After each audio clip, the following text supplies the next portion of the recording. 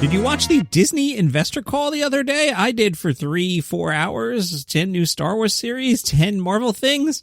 That's not why we're here today. Today we're here to talk about the comedy announcements they made. One was John Mulaney and Andy Samberg will star in a reboot of Chip and Dale Rescue Rangers. That sounds like something I would just make up, but no, it is a real thing. Mulaney and Samberg in Chip and Dale.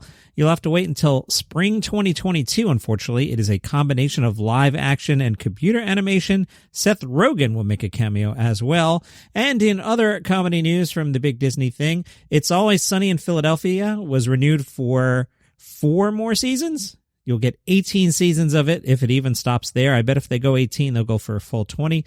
That is great news there. Big article in the New York Post. A Big Apple comedy club owner. I love that the Post is still calling New York City the Big Apple. What is this, 1977? A Big Apple comedy club owner is angry that Saturday Night Live is shooting with a live audience while the city's comedy clubs remain empty because of COVID. Donnie Zoldan, who I know, who I've worked with. He is the co-owner of the Upper West Side Comedy Club Stand Up New York. He spoke to Page 6, and he says it looks like there's one set of rules for NBC and another for local clubs. From the perspective of a comedy club owner, it's frustrating day in and day out to bear witness to this loss and see that every Saturday night SNL is allowed to produce their show indoors, seemingly in violation of the same laws crushing small businesses all over New York City.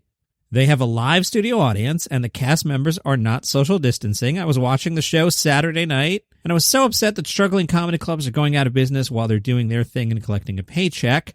According to the New York Times, SNL gets around the ban on live audiences by paying audience members $150, technically making them members of the cast. That is lame. There's either COVID or there's not, and there's COVID.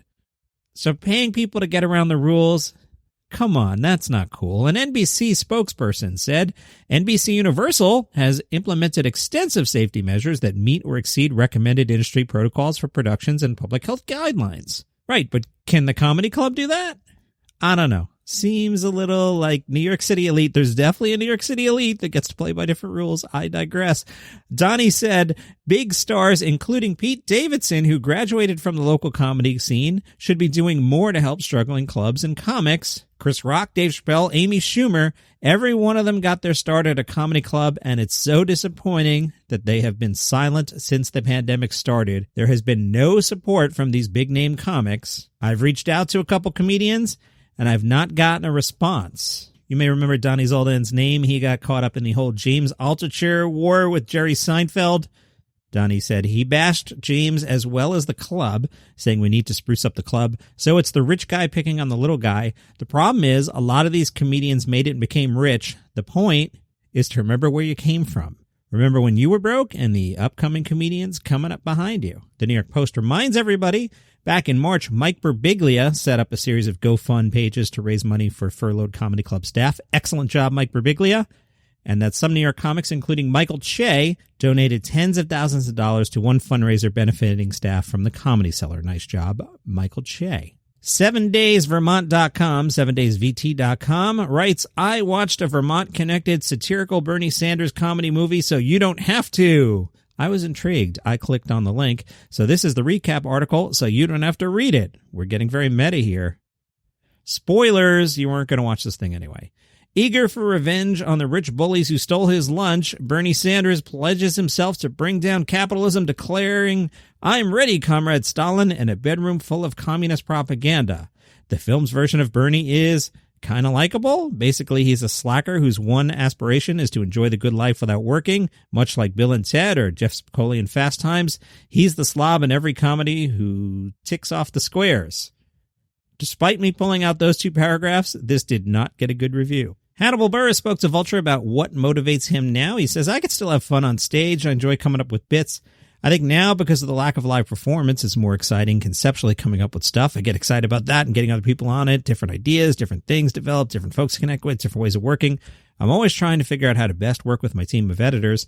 Now, the business level is really exciting to me, just trying to figure that out. All right, what's the partnership? How do I navigate certain situations, be really productive? Or just thinking longer term, if somebody comes in for a commercial offer or some streaming thing and the money's low and just thinking, all right, what do you got for your 2022 budget? That type of thing. Or maybe we could bring in this person instead. I get excited about that because I feel like creatively, I'm always kind of firing off. I don't really feel stuck ever. It's just about doing it, but I've never been in an I've got nothing rut. There's always something because I've taken on so much. I've got things from entertainment, startup investments, real estate, nonprofits. So there's a lot to improve on and work on. So my brain is constantly racing. So when I find something or think of something that could make a situation, that's the excitement. That's what really keeps me active and going. The Wall Street Journal caught up with Whitney Cummings. Pretty good interview here. They asked her the generic, how did stand-up comedy change in 2020? And I was ready to eye roll it, but her answer is really good. She said, true comedy is involuntary laughter. It's live. You meet someone you've never met. You don't know their names. They got a babysitter. They park. They got the tickets. They're on a date. It's their birthday. It's a tremendous amount of pressure. It's such a unique space. And then that went away. We are designed to get the laugh, that sound. We need the sound like every 20 seconds. What we've always done is gone, the Journal said. Are you saying Zoom sets weren't an adequate replacement? Oh my God, no. But of course we're going to do them. The most alarming part of it all is I went on stage to do shows for cars. It was my first show in 6 months for human beings. They were honking instead of laughing. It was jarring. Like I'd tell a joke, they'd honk and I'd recoil. But within 5 minutes, it was completely normal. Humans are so incredibly adaptable. But also, and this is the part I really liked, she said, but also the real comics, we did stand-up for 15 years in bowling alleys, sushi restaurants, laundromats, brunch stand-up shows at strip clubs. Real comics have done disastrous outdoor shows before. We know what to do. We're fine. The real comics are fine. Love that. Netflix yesterday released a special called The Best Shows of the Worst Year. In it, the three hosts, David Spade, Fortune Feimster, and London Hughes. London Hughes is getting a big push from Netflix. I'll talk about that later in the week. Joining them, Kevin Hart, Joe Coy, the nice lady from the Queen's Gambit, who's not Joe Coy, that's a different person. Emma Corrin, she's Diana in The Crown, it's called. The guy from Love is Blind, and somebody from The Tiger King. So that's a thing you could watch with David Spade, Fortune Feimster, and London Hughes, the best shows of the worst year. And congratulations to UJ Suk. Hope I'm pronouncing your name correctly. This from Soompi.com. UJ Suk was once again chosen the Korean Comedian of the Year. Gallup Korea ran a poll. People ages 13 and up chimed in to name the variety television personality or comedian who was the most active this year. UJ Suk takes the top spot. UJ Suk is famous as the nation's MC after leading shows such as SBS's Running Man and KBS2's Happy Together 4. You've seen those, I'm sure. After the end of MBC's Infinite Challenge in 2018, he became known for his style of kind variety when he launched the TVN show You Quiz on the Block. I like that. You Quiz on the Block. Congratulations, UJ Suk, Korea's Comedian of the Year. That's your comedy news for today. Follow the show on Spotify, subscribe on Apple Podcasts, or whatever app you feel like using, man. Catch you tomorrow.